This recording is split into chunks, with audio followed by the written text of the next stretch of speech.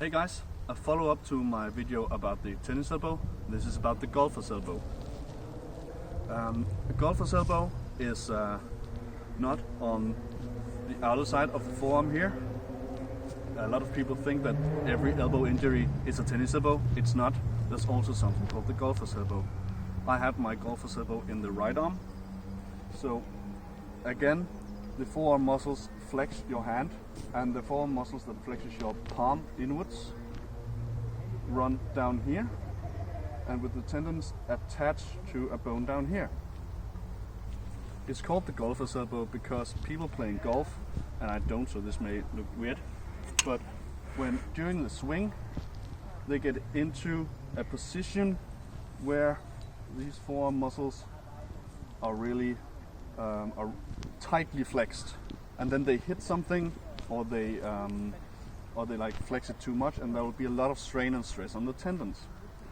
The tendons then get torn, and you'll have pain, and they get inflamed. To get rid of this injury is pretty much the same thing as with the tennis elbow. You just gotta do the opposite thing. So I explained the concentric motion, pulling things towards you, and the eccentric motion of offering resistance when gravity pulls something from you. We want to do the same thing here with the eccentric motion, as that's really good for treating injuries. And again, I advise you to get the flex bar that's in different variations, different strengths. And for the tennis elbow you do the Tyler twist, and for the golfer's elbow you do the reverse Tyler twist. So the arm that I want to treat, in this case my right arm's golfer's elbow, I put that on top with my palm facing out, and the other arm on the bottom with the palm facing inwards towards myself. I then straighten my arms, and now the flex bar wants to uncurl, which means that my hand will go like this.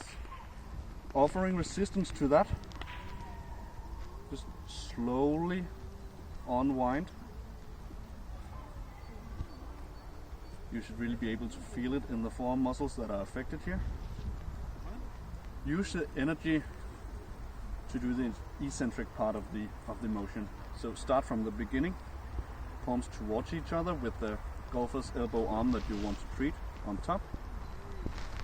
Straighten your arms and unfold.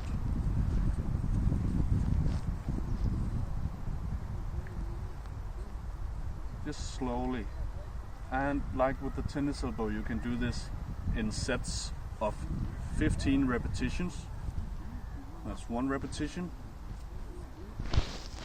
2 repetitions, and again do it slowly than I do now. 15 repetitions, 3 sets with a few minutes of rest in between. You can use the rest in between to massage the area. As Daniel Adler from ESK pointed out, you can use your opposite thumb and slowly put pressure on the area, massage it around. You should really be able to feel where it hurts, but don't put too much pressure on it. You shouldn't feel that much pain. The same when you're using the flex bar for the exercise. You can probably feel it working, like there will be maybe a slight discomfort or something, but if it really causes you pain, stop, don't do it, go to a professional. I like this way to massage the area, but I also like to put my arm on a flat surface, table, and using my knuckles to go along with the muscles, and not all the way to the bone. I shouldn't hit the bone that the tendons are attached to, but this felt really good when I had my injury. If you don't have a flex bar, or you're waiting for shipping to get it to you, you can do an improvised version. Again, you see people talking about tennis elbows, not knowing that golfers' elbows exist, and they advise people to have a weight, which often is a water bottle, which can maximum be like, what, 1.5 kilos, tied to a stick, and then they go like this, up and down. And maybe they do it more slowly than I do now, but this is pretty much the advice that's given.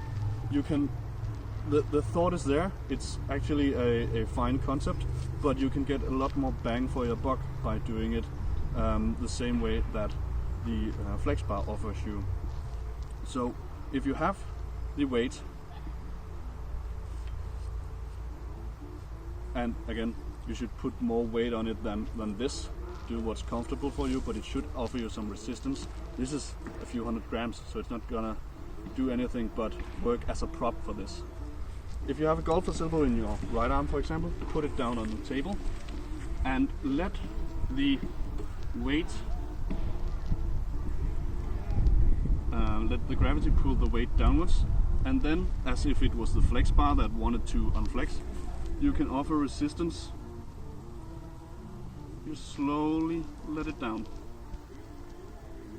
And again, to avoid spending all the energy on the concentric motion, you can flex it here by helping your right hand get it up, and slowly unflex. It's the same idea as with the flex bar. You're just using gravity and the weight to do the work for you instead of using the flex bar. Slowly.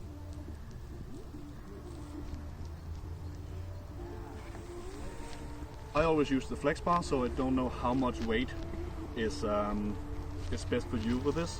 That's also an individual thing.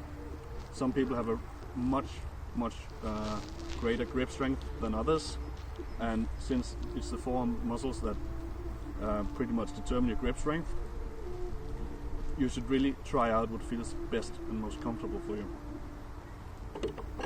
That's what I have for you today.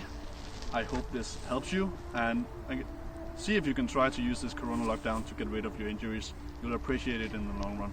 Thank you.